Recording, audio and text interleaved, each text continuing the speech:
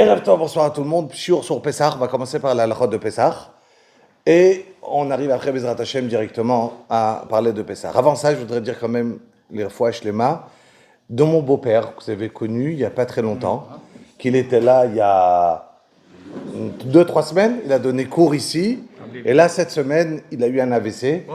Voilà, donc là, il est à l'hôpital. Et donc, je dis Refoua Shlema, Ravi Yitzhak, Ben Myriam. Et vous voyez un petit peu comment l'être humain, c'est fragile. D'un moment à l'autre, quelqu'un qui est en pleine santé, qui tout va bien, et ben, d'un moment à l'autre, un AVC, et c'est... voilà. Regardez un petit peu comment c'est... Rabbi Yaakov. Voilà. Donc, Refoua Shlema. Juste avant de commencer la halachot de Pessah, Rabotai, vendredi, c'était Purim. On a fait, bon Hachem, une belle fête ici, la Seouda. Et il y a eu quelqu'un, c'est une histoire, c'est une halacha qui s'est passée ce vendredi. Il y a quelqu'un qui est donc distribue matanot laevionim, distribuer de l'argent pour les personnes qui sont nécessiteuses. Voilà, il y a quelqu'un que chaque fois il me demande un peu d'argent et qui habite ici dans la ville. Et de temps en temps, il me demande des prêts. Un prêt. Il me demande, alors, tu peux me prêter? Ok. Je sais qu'il ne me rembourse jamais. Mais il me demande, mais le problème il est, c'est qu'il m'appelle, bonjour. Et je lui dis, pourquoi tu veux un prêt? Il me dit, parce que je vais te rembourser. Mais 2 semaines après, il me redemande. Et il n'a pas. Donc il ne me rembourse pas. La fin de l'histoire, il ne me rembourse jamais. Ce vendredi, je me suis posé la question à moi-même. Première question, je voulais lui donner matanot laevionim. D'accord? Je me suis dit, matanot laevionim à cette personne, je lui pardonne sur les prêts, tout ce qu'il me doit. Qui va jamais me rembourser de toutes les manières. D'accord? Et peut-être lui, il dit que oui, mais c'est pas grave. Mais je me suis dit, est-ce que ça s'appelle donner matanot laevionim en étant morel, en pardonnant? Ça veut dire, j'annule les dettes. Imaginons, je dis une bêtise, il me doit 1000 shekels, 2000 shekels. Je lui dis, les 2000 shekels qu'il me doit, eh ben, ça y est, je suis morel, je les annule la dette, et je considère ça comme un don de matanot laevionim. Est-ce que ça s'appelle, c'est moutard que j'ai fait la mitzvah de matanot laevionim, ou j'ai pas fait la mitzvah? Moi, je pense que oui. Je pense que oui. Pour moi, oui. Il faut lui dire. Et si je lui dis, c'est bon. Faut pas mélanger. Est-ce que on sait très bien que on sait très bien, hein, je vous vois pas. Hein. Est-ce qu'il y a un pose-boule de fait? Pardon? Est-ce qu'il y a eu un pose-boule de fait sur l'intérêt? Un acte de donner, ok. Est-ce qu'on sait très bien que si j'ai envie d'être mekadesh une femme, ariat mekudeshet, d'accord? Quand j'ai envie de me marier, je vais aller sur la roupa, je vais prendre une bague et je vais dire à une femme, ariat mekudeshet li, betaba adzu kedat Moshe beIsraël. Comment ça marche? Je donne à une femme, vous avez toujours remarqué, le rave sous la roupa, qu'est-ce qu'il fait? Il prend 2 témoins, et il demande aux témoins, est-ce que c'est chavé prouta? Est-ce que ça vaut au moins une prouta? Une prouta, c'est une somme minime, d'accord? Et si ça vaut une prouta, le mari peut acheter sa femme sous la roupa en disant Ariat Mekodeshet Betabadzu. C'est la même chose s'il prend 1 shekel et il lui donne. Juste, on ne donne pas 1 shekel, d'accord? Mais donc, on achète une bague dans un truc à Carrefour, les petits ronds là, c'est le Carmirello. Ça peut acheter, si ça vaut une prouta, je peux prendre et dire à une femme Ariat Mekodeshet li, dans ce que j'ai trouvé dans le petit œuf de... Il faut que je l'achète. Les Kinder, voilà, je ne connaissais pas le mot. Dans les Kinder, j'ai trouvé. Si j'ai acheté avec mon argent le Kinder, je peux dire à une femme, c'est pour ça que vous avez remarqué que toujours sur les Kiddushin, je ne vais jamais avoir une tabate, une anneau qui sera ciselée, qui sera... Pourquoi? Il n'y a pas de diamant. Pourquoi? Pourquoi? Non, parce que je n'ai pas le droit que la femme, elle croit que ça vaut, par exemple, 2-3 000 euros. Et elle est d'accord de se vendre, entre guillemets. C'est un kinyan. J'ai kinyan, je n'ai pas le mot en français. Le mot français, il faut comprendre. De la même manière que j'achète un livre, alors j'achète. Mais le livre, il n'a pas de da'at. Il n'a pas de réflexion pour dire oui ou non. Donc c'est la personne qui est en face de moi qui décide. Mais dans une femme, c'est elle qui doit décider si oui ou non. Parce que c'est pas comme un livre que j'achète chez une personne. Je viens chez un libraire, je lui dis, tiens, vends-moi le livre. Donc lui, il me dit, OK, pour 5 euros, je te vends le livre. Le livre, il n'a pas de date, il n'a pas de réflexion, oui ou non. Mais une femme, elle doit dire, je suis d'accord ou je suis pas d'accord. Donc, elle doit dire, je suis d'accord à quoi? Au prix que ce que tu m'as annoncé. Donc, si je lui donne une tabaat qui aura l'air qu'elle vaut 10 000 euros, et qu'en vérité, c'est de la toque, d'accord? Elle s'est fait avoir, entre guillemets, donc le kiddushin ne marche pas. Pour la raison que je vais donner une bague toute simple, d'accord? Comme ça, elle n'a pas le da'at, elle n'a pas la kavana de se je dis le mot de se vendre, mais c'est pas se vendre, c'est se faire acquérir par son mari, d'accord? À un prix qui n'est pas juste, d'accord? Est-ce que je peux dire à une femme, toi, tu me dois 10 millions, Ariat Mekudeshet, par les 10 millions que tu me dois, je suis mochel. Ça marche? Non, il faut la bague. Pourquoi?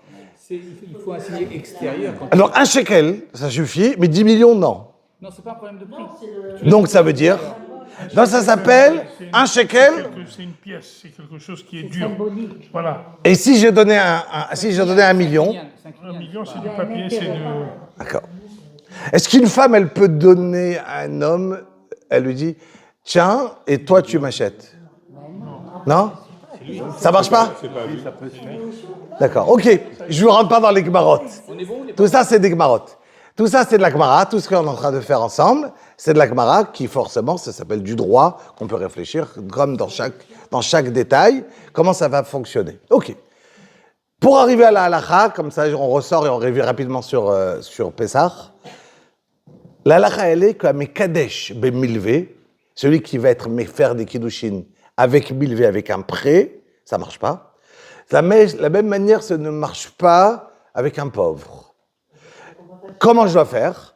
Ce qui a été dit là, je dois venir lui dire, tiens, l'argent, je te donne l'argent, si tu veux, et tu me les rends pour me payer ta dette. Mais il y a une action. Mais de donner à ce pauvre-là, en lui disant, je suis mochel sur l'argent que tu me dois, donc je ne pouvais pas le faire. C'est l'exemple de ce vendredi. D'accord? Je ne pouvais pas dire à cette personne, tiens, parce qu'en plus que l'argent qu'on donne pendant la Souda, pendant le Purim, c'est pour qu'il puisse faire une Souda de Purim. Si je lui dis, je t'enlève des dettes, je lui dis, merci beaucoup, mais avec ça, je ne mange pas. D'accord? J'ai besoin pour aujourd'hui. Je dois donner à une personne pour aujourd'hui. Donc, en lui donnant de cette manière, ça ne fonctionne pas. OK? Chazak Baruch. Allez, c'était juste pour vous raconter l'histoire de ce vendredi par rapport à la halakha que j'ai eue. On attaque sur Pessah. Cette année, on a un Pessah un peu spécial. De la même manière qu'on avait un Pessah qu'on avait vendredi, c'était Purim. Là, ça va tomber quand? Samedi soir. Donc, samedi soir, je vais aller rapide dans la halachot. Pourquoi? Parce que j'ai un shiur magnifique à mes yeux, qui est la suite.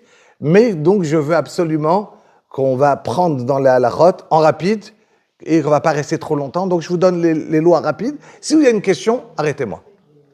C'est simple. Motzei Shabbat, vu que c'est Pessah, comment je fais? Jeudi soir, on va être... jeudi soir cette année, on va devoir faire Bdikat Hametz, la même chose. Bien qu'à d'habitude, j'aurais dû le faire vendredi soir. Mais là, je peux pas. Donc, jeudi soir, je fais Bdikat Hametz, la même chose. Exactement la même chose. Je fais l'affaire, pardon. Encore avant, si je voyage. Voilà, par exemple, si on voyage, ça on en parlera, Bezrat Hashem, comment ça se passe quand quelqu'un quitte sa maison, quand quelqu'un il doit partir, quand quelqu'un il n'est pas là. Comment ça se passe? D'accord? Bezrat Hashem, la semaine prochaine, on donnera tous les détails de ce cas-là. Donc là, on va faire la bdika avec la bracha jeudi soir. Après, je vais faire kol chamira. Il y a un texte qui se dit que je dois annuler tout le chametz qui se trouve qui est entre mes mains. Pourquoi? Il faut comprendre une chose. Le chametz à Pessah, c'est parmi les halachot les plus graves qu'on a. D'accord? Ça veut dire, on sait très très bien que si maintenant je vais me mettre debout comme ça sera plus simple.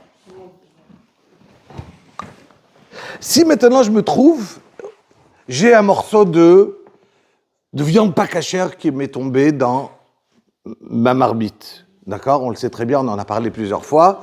Si j'ai du pas cachère, j'ai un morceau de, je sais pas moi, un morceau de cochon qui m'est tombé dans ma marmite, d'accord? J'ai le droit de, si j'ai 60% de ça, si j'ai un steak j'ai une petite grenouille qui m'est tombée dans ma marmite, on est dans les 10 plaies, si j'ai fois 60 du plat, j'ai le droit. À part si c'est d'avoir chalem et ainsi de suite. Après, je rentre pas dans tous les détails. Mais dans l'idée, si j'ai 60 de... Si j'ai fois 60 de ce que j'ai, c'est bon. Ok. Tout ça, on parle dans un cas de cachère et pas cachère. Ça veut dire, Rabotaï, que si je me retrouve dans une usine, elle a envie de faire une production cachère, elle va fonctionner avec ça. Quand une usine, elle va venir, on va recevoir des tampons cachères sur les aliments qu'on achète, ça va fonctionner avec quelque chose que je peux être mevatel à Issour. J'ai du Issour, quelque chose qui est Assour, et j'ai un bitoul du Issour, d'accord? Donc toujours, on se rappelle, la même chose que si je vais avoir du lait, de la viande dans la cuisine qui se sont mélangés. Chaque chose, je peux m'arranger avec un 60e. Ok. Si ça vous arrive, appelez un rave, vous pouvez m'appeler, comment ça fonctionne, et pour donner les détails. Mais ça, je vous ai donné la règle, et après, il faut les détails. Tout ça, c'est dans le pas kosher. Il y a quelque chose qui n'est pas midbatel, qui n'a pas de bitoul, rien. Chametz à Pessah. Si j'ai une petite goutte de chametz qui m'est tombée dans 3000 kilos, tout est assaut. Rien. Rien. Il n'y a pas de bitoul. Une petite goutte de chametz qui me tombe, d'accord? Il n'y a pas de bitoul dans chametz. Chametz, il n'a pas de bitoul. Rien, ça n'existe pas. C'est-à-dire la gravité du chametz, elle est beaucoup plus grave que si je mangeais un cochon entier. D'accord? Elle a aucun problème. Aucun problème. Vaut mieux manger un cochon entier avec sa maman et son papa que de manger un morceau de chametz. D'accord? C'est assourd, c'est 100 fois pire de manger du chametz que de manger un morceau de cochon. D'accord? On n'a pas... Morceau de cochon, c'est un lave. Morceau de chametz, c'est carrette. Carrette, c'est retranché du peuple. D'accord? Donc chametz, c'est le pire de pire qu'on peut avoir. C'est pour ça que le chametz, à Pessah, on fait attention. On devient fou, chacun, les maisons, ça se nettoie.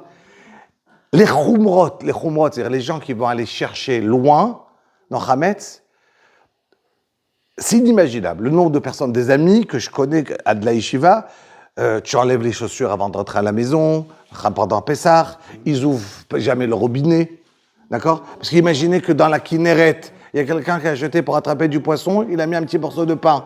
Et dans le pain, il est arrivé maintenant dans l'eau. Maintenant, toute la Kinneret, elle est assoura, puisque c'est pas Batel Béchichim. Donc, un petit goutte d'eau de pain pour un poisson, qu'un Russe, il a mis dans la Kinneret, d'accord?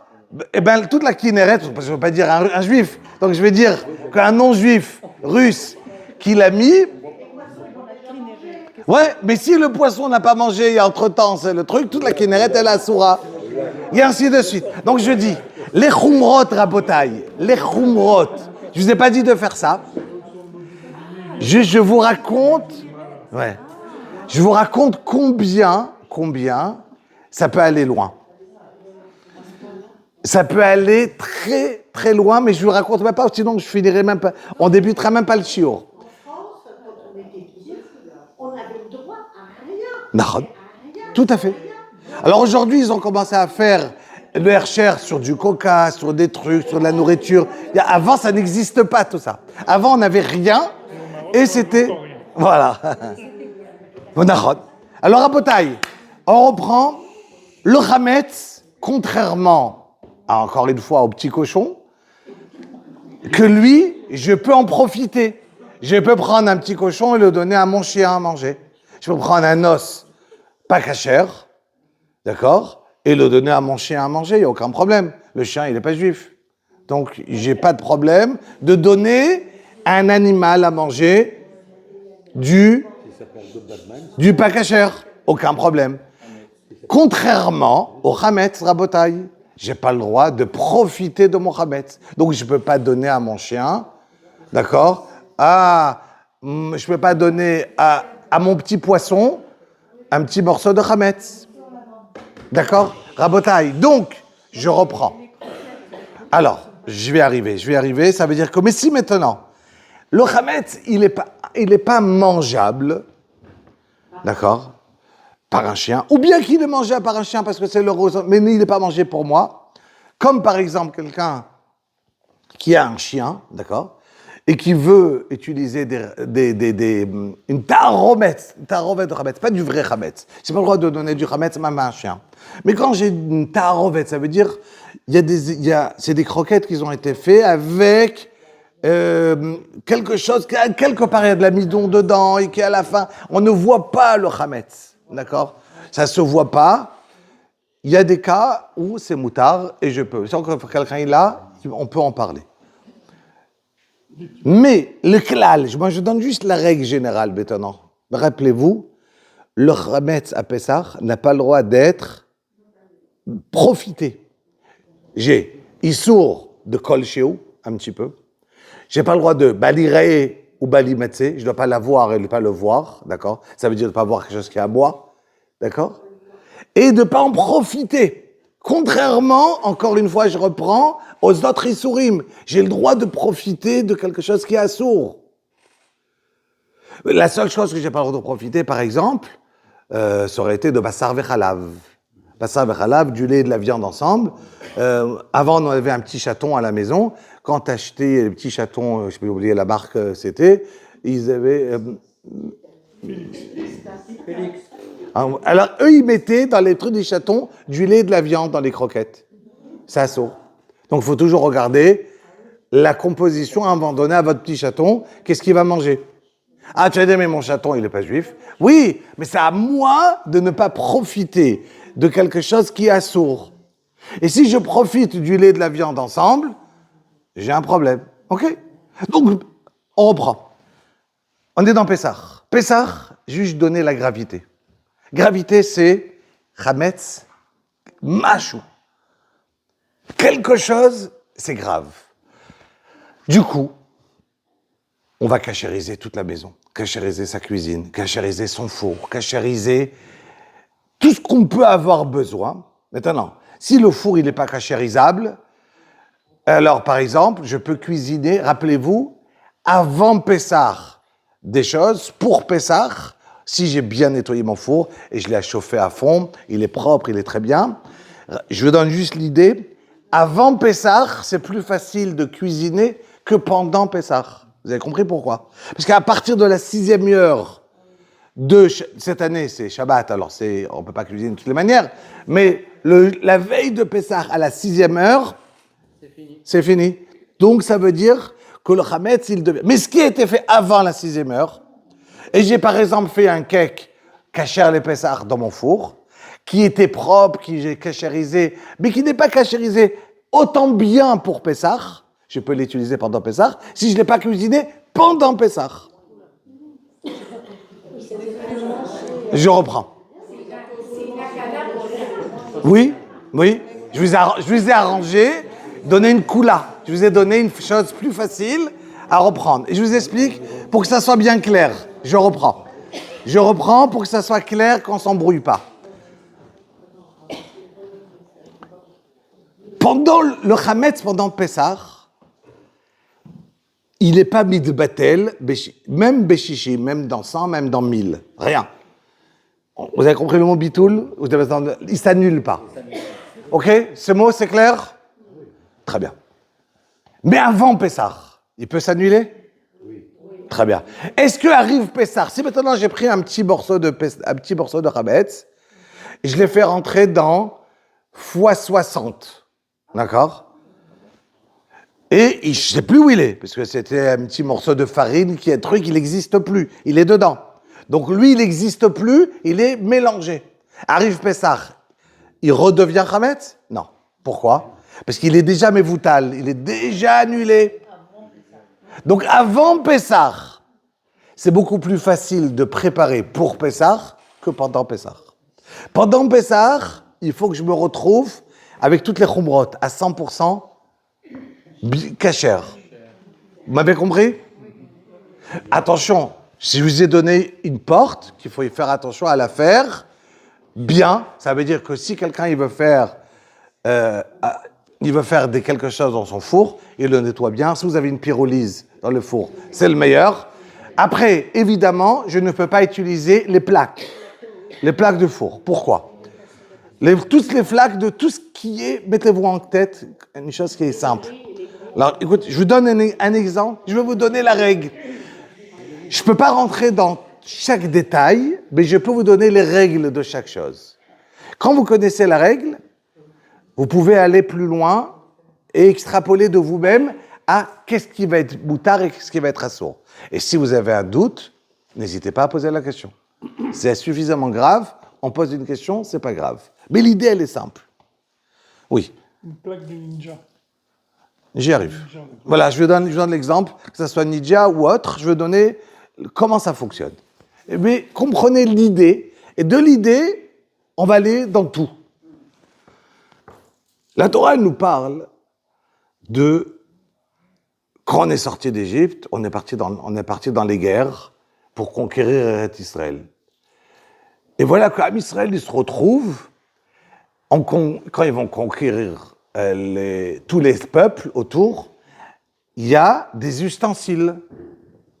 Ces ustensiles-là, ils deviennent, on est déjà après Matan Torah, ils viennent chez Elazar Cohen, Aaron Cohen, ils demandent la question de la halacha, est-ce que j'ai le droit d'utiliser les ustensiles que j'ai pris chez les goïms? Est-ce que c'est moutard ou c'est assourd? Donc ça s'appelle cachériser quelque chose. Comment je vais cachériser un ustensile? Je vous donne les règles.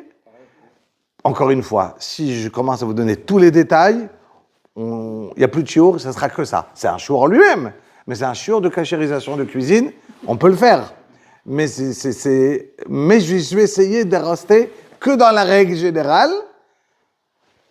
La règle, elle est comme ça. Quand j'ai un ustensile, je cuisine quelque chose, l'ustensile, il va être boléa, il va absorber. Voilà, il absorbe, et quand après je recuisine, il est polette, ça veut dire il va rejeter. D'accord. Donc du coup, je me retrouve avec un ustensile, imagine, je vais maintenant dans une cuisine, je me retrouve en Thaïlande, et bonjour, je rentre dans un restaurant, je veux manger un poisson. Je dis, le poisson, il est cachère. Oui, le poisson, il est cachère, lui. Mais les ustensiles sur quoi eux, ils vont cuisiner, c'est assourd. Donc, du coup, je peux manger entièrement cachère, mais si je mange dans un ustensile que lui, il a posé juste avant une petite crevette ou une langouste, d'accord?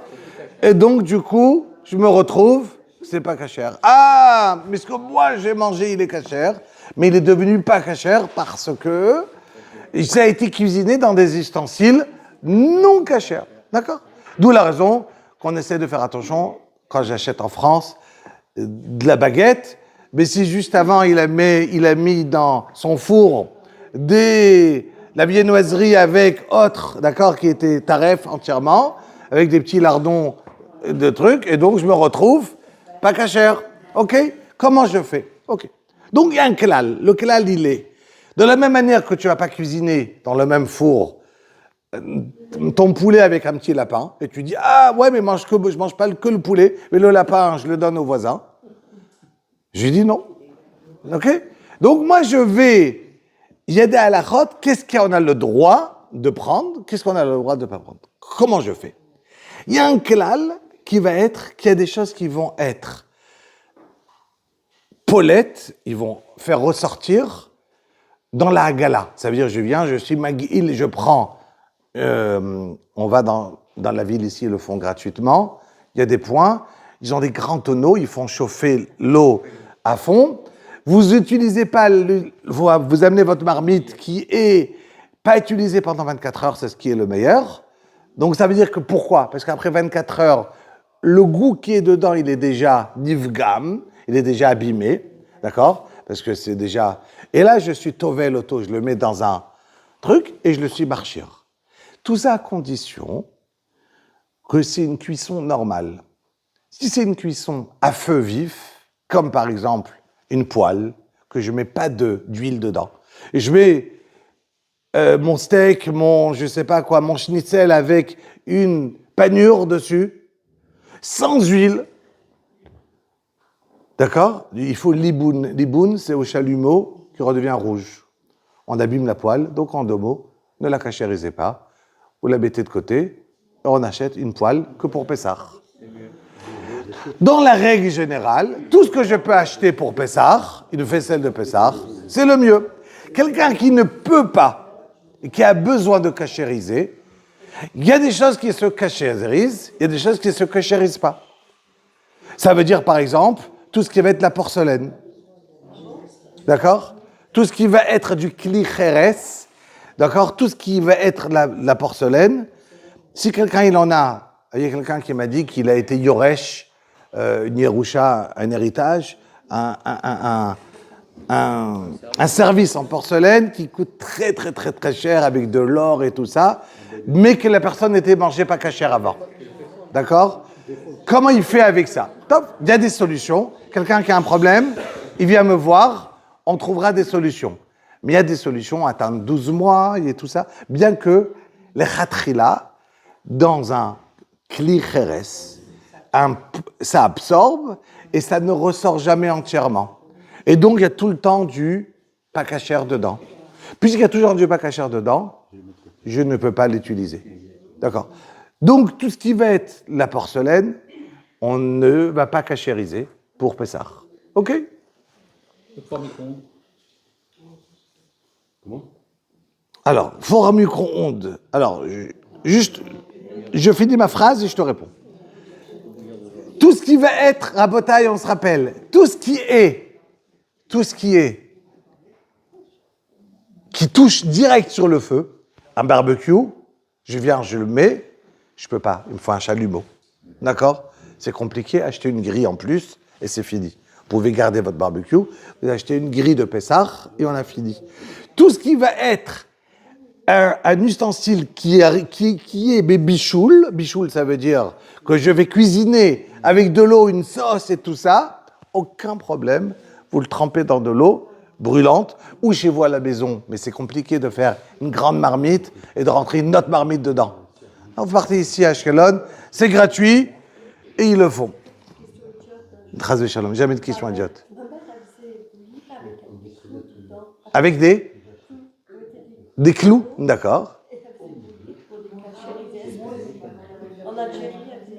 Alors, ce que moi je connais, c'est qu'on met, des fois, on achète, on ne peut pas faire rentrer, on prend une marmite, on fait chauffer à une pierre ou un pierre dedans et on la jette dedans et ça va, après qu'elle est brûlante, ça va déborder, c'est parce que je n'ai pas c'est une manière de pouvoir le faire. Et j'imagine que c'est peut-être ça pour ça qu'elle le faisait, elle devait faire chauffer et le rentrer. Razak. Ouais? Voilà. Razak. Vous voyez que le minag du clan d'Israël, il a chaque chose. Donc, Rabotaï, chaque chose, il a une cachérisation. Il y a des choses qui sont compliquées à cachériser. D'accord? Dans les fours, certains, ils ont utilisé pendant Pessah, parce qu'il y a un problème, c'est le joint. Le joint qui est autour. Donc, on parle, les plaques, on pose dessus directement les chalotes et tout ça. Il faudrait, ça marche pas. D'accord? La plaque, ça se cache. Ou achetez des plaques, ou utilisez des plaques khatpami. Vous achetez des aluminium. La grille, vous la cachérisez. Et sur la grille, vous la cachérisez, vous la mettez dans le pyrolyse.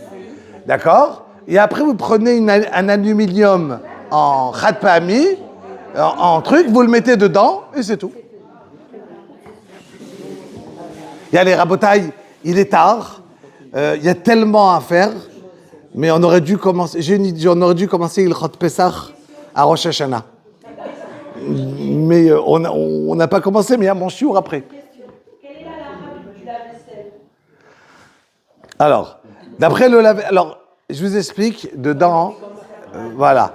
D'après le Ravadia Yosef, d'accord, si je ne me trompe pas, moi je suis plus mahmir que ça, je ne l'utilise pas, mais je vous réponds d'après, il y a des avis qu'on peut être Mekael, il faut juste le nettoyer à fond, d'accord, le laisser tourner avec rien, à vide, et lui mettre qu'il a rien, et lui mettre du savon qui tourne, qui est pogem. Pogem, parce que le savon, il va, même s'il y avait quelque chose qui était dedans, il va abîmer le goût, d'accord?